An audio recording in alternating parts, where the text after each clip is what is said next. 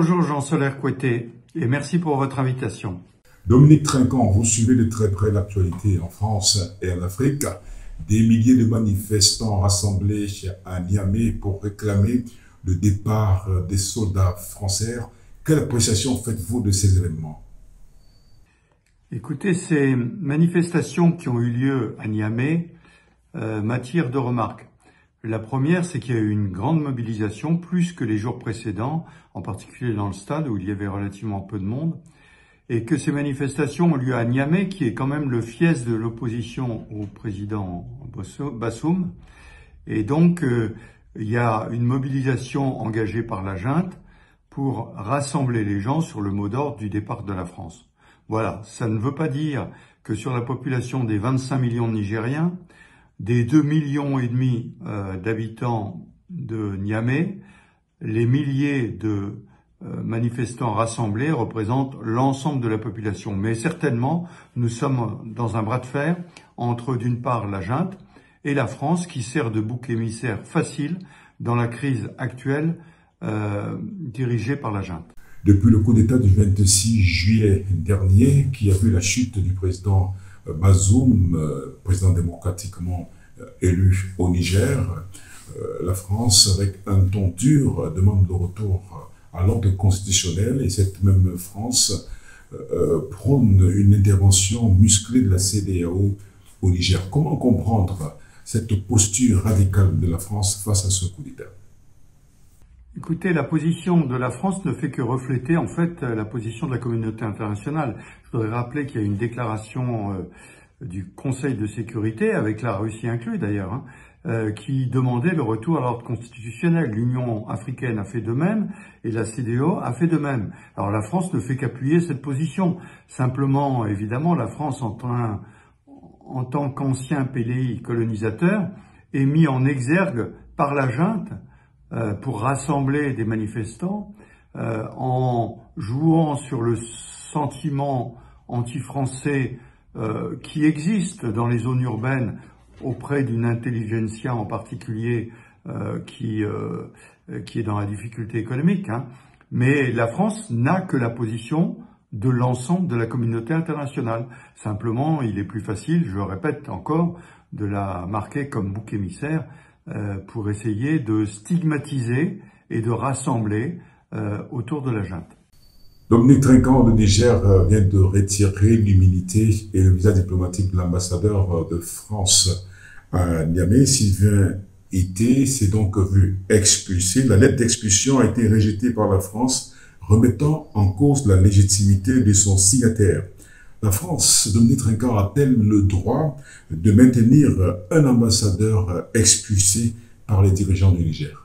Alors, vous comparez la situation des forces françaises au Mali, au Burkina Faso et au Niger. Je pense que la comparaison n'a pas lieu d'être. Je rappelle qu'au Mali et au Burkina Faso, il y a eu des présidents qui ont été renversés, certes, mais qui ont démissionné. Alors qu'au Niger, le président Bassoum n'a toujours pas démissionné. Ça, c'est le premier point. Le deuxième point, c'est que les forces qui étaient au Niger ont été mises en place à la demande du président Bassoum, mais qui s'étaient assurées du soutien de l'Assemblée nationale. Donc il y avait un soutien de l'État, globalement, qui a demandé aux forces françaises d'accompagner pour les forces du Niger pour la lutte contre les djihadistes.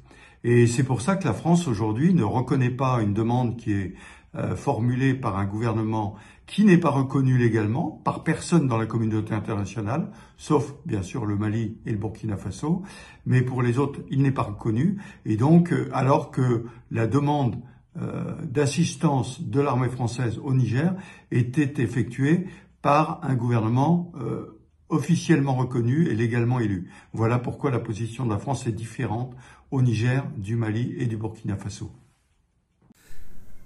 Quelle appréciation faites-vous, Dominique Trinquant, de l'attitude du président Macron face à la déchirure diplomatique entre la France et ses anciennes colonies et ses anciens alliés du Sahel, Mali, Burkina et aujourd'hui le Niger?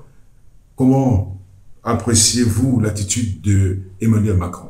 La position du président Macron dans cette crise reflète deux aspects. D'abord, la fermeté, la légalité. Il veut rester sur le dans le domaine des principes, donc on verra comment cela évolue, mais dans le domaine des principes. Le deuxième point, c'est un intérêt aussi pour notre pays, la France. Tout simplement, je rappelle que les djihadistes qui ont été arrêtés en 2013 à la demande du Mali par les forces françaises, qui ensuite ont transformé ça en opération Barkhane sur l'ensemble de la zone, étaient là pour empêcher qu'un califat ne s'installe dans cette zone. Or aujourd'hui, on voit que l'absence de forces françaises au Mali en particulier a conduit à une extension de l'action des djihadistes qui aujourd'hui sont en train d'encercler Tombouctou par exemple, et depuis les crises au Burkina Faso et au Niger, à une augmentation des actions terroristes. Et donc, l'intérêt de la France était bien sûr de rester allié aux pays de la région pour lutter contre les djihadistes et apporter leur contribution. D'où la position du président qui était à la fois une position légale, constitutionnelle, mais aussi une position dans l'intérêt de la défense contre les djihadistes, parce que l'installation d'un califat au Sahel, je rappelle, c'est une menace ultérieure, probablement sur le golfe de Guinée, et pourquoi pas une menace en direction de l'Europe. Général Dominique Trinquant, les autorités militaires nigériennes et désormais les populations nigériennes trouvent inefficace et inutile la présence militaire française sur le sol nigérien. Quelle est votre appréciation de la mission militaire française au Sahel en général et au Niger en particulier? Eh bien, écoutez, je pense que mon appréciation de situation sur ce qui se passe au Niger, en particulier dans la lutte contre les djihadistes, je me référais à ce que disait le chef d'état-major de l'armée nigérienne il n'y a pas très longtemps, qui se félicitait du recul des djihadistes et de l'action conjointe de l'armée du Niger, bien sûr, mais aussi de l'aide apportée par les Français et, soulignons-le, également par les Américains. Donc, je pense que ce qui est exprimé aujourd'hui n'a rien à voir avec la réalité sur le terrain. Ça a à voir avec l'antagonisme artificiellement monté entre la junte et les Français. Quant à la population, je pense que là, vous parlez de la population de Niamey, qui n'a jamais été vraiment menacée par les djihadistes. Si vous allez sur le terrain, en particulier dans la zone des trois frontières, vous verrez que les populations sont beaucoup plus laudatives sur l'action conjointe des forces du Niger et de l'armée française. Je voudrais souligner l'excellente coopération qu'il y a eu entre ces deux armées. Les Nigériens sont bien sûr en tête au combat, mais l'aide que leur apporte l'armée française leur permettait d'avoir des moyens dont ils ne peuvent pas disposer aujourd'hui. Donc je crois que l'appréciation que vous donnez aujourd'hui est fausse et ne correspond pas même à l'appréciation que l'armée nigérienne faisait il y a encore 2 mois avant le coup d'État.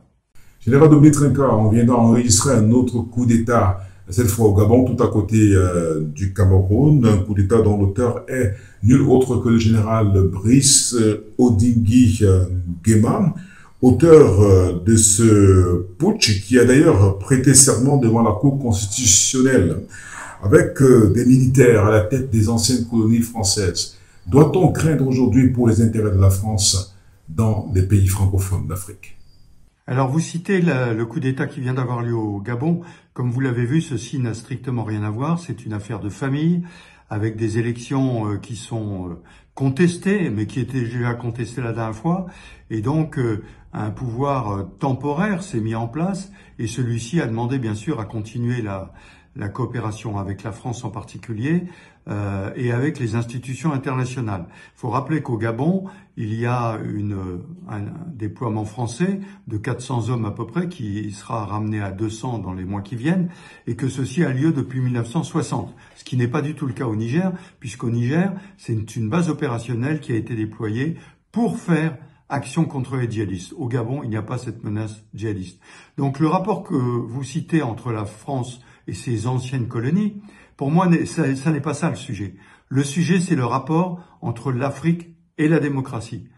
Les coups d'État, Guinée-Conakry, Mali, Burkina Faso, Gabon, montrent qu'il y a un problème de démocratie en Afrique. Ça n'est pas à moi de juger le rapport entre des élections qui sont menées, qui ont été menées au Gabon et on considère qu'elles ont été falsifiées, et l'Union européenne elle-même l'a souligné, il n'y avait pas d'observateurs, des élections qui avaient lieu au Niger il y a 2 ans, qui ont eu beaucoup d'observateurs, qui ont validé ces élections, et puis au Mali et au Burkina Faso une succession de coups d'État qui ont contesté des présidents élus suivant des normes qu'il ne m'appartient pas de souligner. Donc je pense que le problème, c'est pas un rapport entre la France et l'Afrique. La France-Afrique n'existe pas depuis longtemps. Et je pense que c'est un rapport entre l'Afrique et la démocratie. Et c'est aux Africains de se décider sur ce sujet-là. Nous parlons des coups d'État dans des pays francophones d'Afrique. Est-ce qu'on peut y voir, est-ce qu'on peut attribuer ces coups de force au paternalisme et au néocolonialisme reprochés à la France aujourd'hui? Alors écoutez, le paternalisme et le néocolonialisme français dont vous parlez, c'est quelque chose qui n'est ressenti qu'en Afrique. En France, je vous garantis que les 3/4 des Français n'ont qu'un sentiment, c'est s'ils veulent se débrouiller, qu'ils se débrouillent. Et je crois que c'est à juste titre. En France, nous avons un rapport avec l'Afrique essentiellement par les diasporas présentes en France. Donc des Français d'origine africaine, et c'est ce rapport qui existe. Il y a très peu de Français qui s'intéressent beaucoup à l'Afrique, et le président Macron a bien voulu marquer dès le début qu'il n'avait pas ce rapport de néocolonialisme.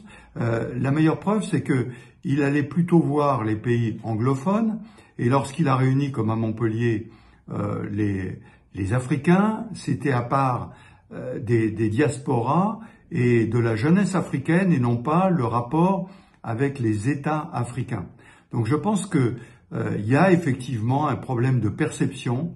Il est probable que en France, nous avons un sentiment différent par exemple, puisque vous citez la France, les pays anglo-saxons. J'ai beaucoup travaillé dans les pays anglo-saxons, et je vais vous dire, les pays africains anglo-saxons disent toujours aux francophones, mais quelle chance vous avez d'un pays originellement colonialiste qui s'intéresse à vos pays. Les anglo-saxons se foutent complètement des pays africains.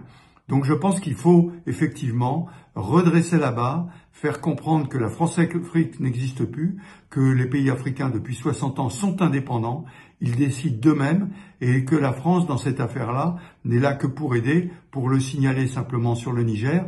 Si les Européens se sont intéressés au Niger, c'est parce que la France a réussi à amener l'Union européenne, l'Allemagne et d'autres pays à s'intéresser au Niger et à donner des fonds considérables pour aider le Niger, qui malheureusement aujourd'hui n'a même plus de quoi payer ses fonctionnaires. Général Dominique Trinquant, faut-il voir une main russe, voyez-vous une main russe derrière la montée du sentiment anti-français dans les anciennes colonies françaises aujourd'hui? Est-ce que vous y voyez une main russe? Alors la main russe, grand sujet. Il est certain que pour le président Poutine, qui mène une guerre difficile en Ukraine, dans laquelle il s'est enlisé sur un sujet éminemment contestable par la terre entière, la déstabilisation des pays occidentaux, et donc singulièrement de la France, est un sujet majeur.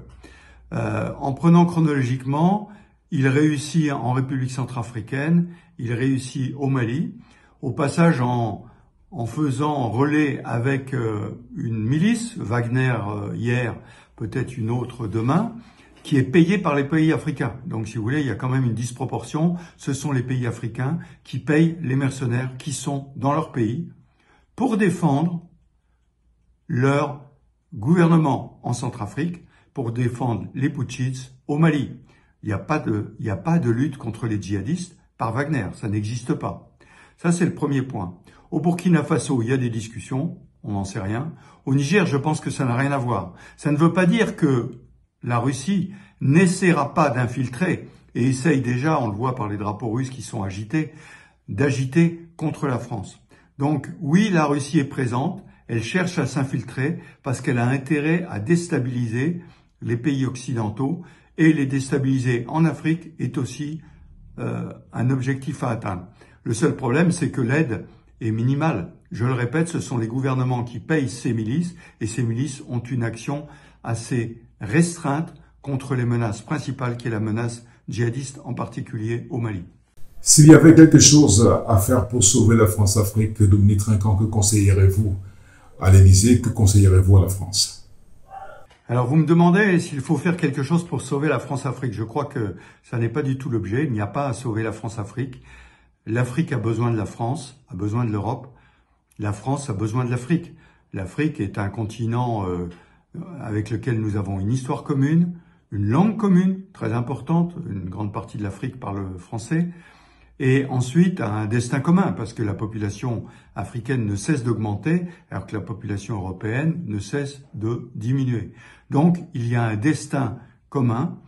Ça n'est pas la France-Afrique qu'il faut sauver, il faut que l'Afrique trouve elle-même ses marques. J'en parlais à propos de la démocratie, qu'elle fasse ce qu'elle a à faire, et que l'Europe puisse aider au développement de ce continent qui a vocation à être, j'allais dire, un jardin dans lequel les Européens doivent trouver leur place et non pas lutter. Nous sommes arrivés à la fin de cet entretien. Dominique Tetrinquant, mais laissez-moi vous poser cette question. Après les coups d'État perpétrés au Gabon, des analystes français sur des plateaux de télévision françaises présentent le Cameroun comme le potentiel suivant. Est-ce que vous voyez dans ce pays, est-ce que vous voyez le Cameroun réunissant des conditions pour un coup de force? Alors écoutez, vous me dites après Guinée, Mali, Burkina Faso, Niger, Gabon, à qui le tour d'une certaine façon? Est-ce que le Cameroun serait le prochain cas d'un putsch?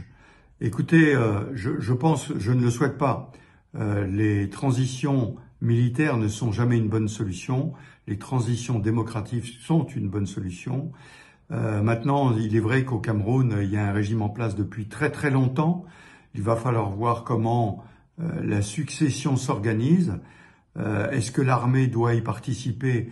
Oui, je rappelle que le Cameroun a une place importante dans la lutte contre Boko Haram avec le Tchad et le Nigeria et le Niger d'ailleurs, mais aussi intervient en Centrafrique au sein de la mission de l'ONU. Donc le Cameroun a un rôle important, l'armée camerounaise a un rôle important, elle doit contribuer à la transition au Cameroun lorsque le président Biya cédera sa place. Et c'est une organisation interne au Cameroun que je souhaite la plus pacifique possible.